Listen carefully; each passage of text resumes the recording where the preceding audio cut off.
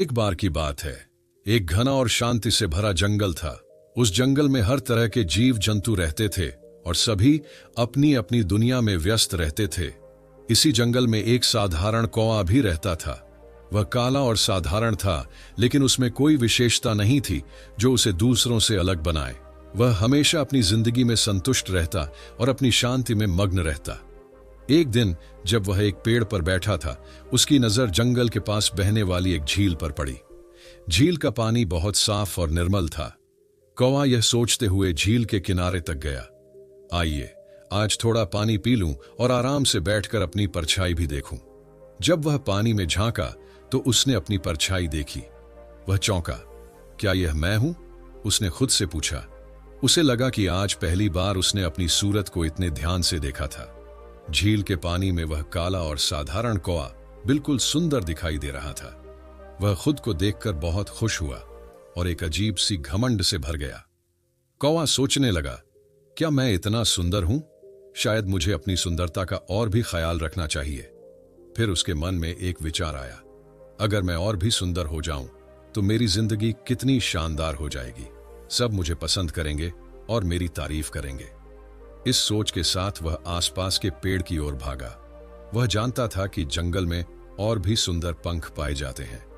उसने कुछ सुंदर रंगीन पंखों को तोड़कर अपने काले पंखों में जोड़ लिया।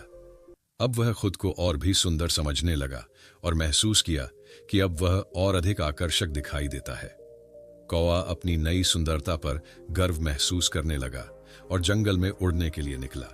उसे उम्मीद थी कि अब हर कोई उसकी तारीफ करेगा और सब उसे देखकर मोहित होंगे।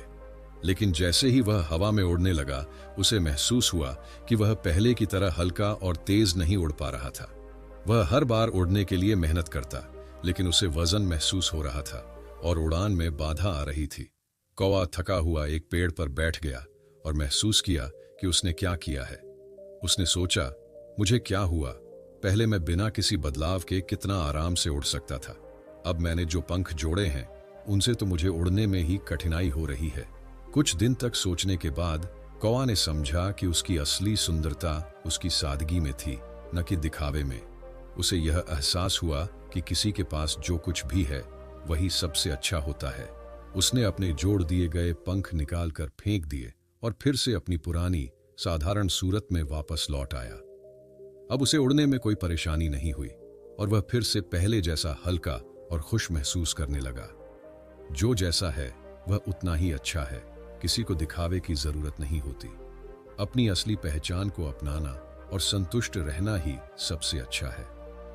इस कहानी से यह सीखने को मिलता है कि बाहरी दिखावा और दिखावे के लिए किए गए परिवर्तन हमें कभी संतुष्टि नहीं देते। हमारी असली सुंदरता हमारे स्वभाव और सादगी में छिपी होती है।